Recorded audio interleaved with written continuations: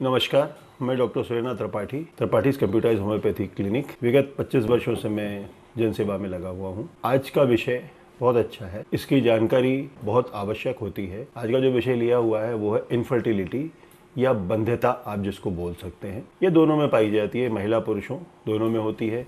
इसके कारण सामान्यतया जो परेशानी होती है वो एक ही होती है कि प्रेगनेंसी नहीं होती, महिलाएं या पुरुष बाल बच्चे पैदा करने के लायक नहीं होते या सक्षम नहीं हो पाते हैं। महिलाओं में इनफर्टिलिटी के बहुत सारे कारण होते हैं। सबसे पहले उसकी डेफिनेशन जानना आवश्यक होता है। जैसे WHO ने एक इसकी परिभाषा निर्धारित की हुई है कि शादी होने के बाद या सेक्सुअल एक्टिविटीज़ आरंभ होने के बाद 12 महीने या 24 महीने के अंदर यदि प्रेगनेंसी नहीं होती है तो उसको बंध्यता की श्रेणी में लाया जाता है, उसको उसमें रखा गया है।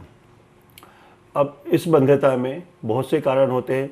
अब जैसे अमेरिका में इसका समय और भी है। अमेरिका में उसको 4 साल तक मान के चलते हैं कि 4 साल तक अगर सेक्सुअल एक्टिविटीज़ रेगुलर चल रही हैं और अगर प्रेगनेंसी नहीं हुई है, अगर कोई कॉन्ट्रासेप्शन नहीं लिया गया है, बच्चा ना होने के लिए कोई अगर साधन उपयोग नहीं किया गया है, उसमें अगर प्रेगनेंसी नहीं हो रही है तो वो इनफर्टिलिटी की सीमा में आता है।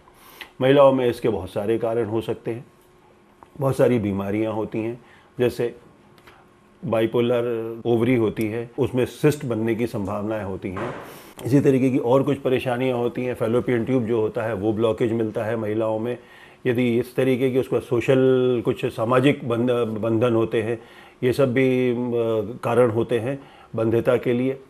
इसके बाद माहवारी का नियमित नहीं आना, ओवरी में जो अंडाणु जिसको आप बोलते हैं वे अगर सामान्य क्वांटिटी में अगर नहीं बन रहे हैं और अगर वो स्वस्थ नहीं है, उस समय में प्रेगनेंसी की संभावनाएं बहुत कम हो जाया करती हैं।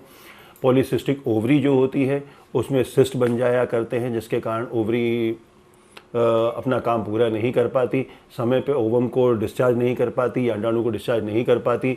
तो होम्योपैथी में हम जो इस वाले इन परेशानियों की जानकारियां लेके, इन बीमारियों की जानकारियां लेके, इन परेशानियों को जैसे जैसे समाप्त करते हैं, इन बीमारियों को, वैसे वैसे प्रेगनेंसी होने की संभावनाएं बढ़ती चली जाती हैं।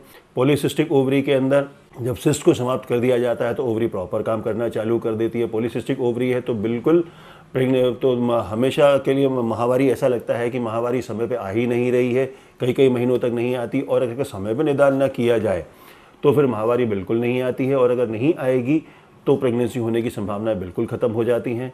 अब फैलोपियन ट्यूब 2 होती हैं महिलाओं में, तो उसमें अगर एक ब्लॉकेज है तो दूसरी और वर्क कर रही है तो उससे भी प्रेगनेंसी की संभावनाएं बढ़ जाती हैं। तो लेकिन अगर दोनों तरफ ब्लॉकेज है तो उसको खोलने के लिए होम्योपैथी में बहुत सारी दवाइयाँ होती हैं। उन दवाइयों को नियमित चलाया जाए तो फैलोपियन ट्यूब खुल जाती है और प्रेगनेंसी की संभावनाएं बढ़ जाया करती हैं।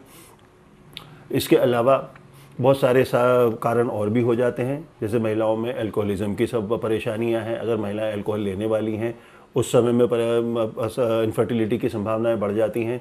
अगर स्मोकिंग महिलाएं किया करती हैं उसके कारण होती हैं। अगर टोबैको चेविंग महिलाएं कर रही हैं तो उसके कारण इनफर्टिलिटी की परेशानियां बढ़ जाया करती हैं।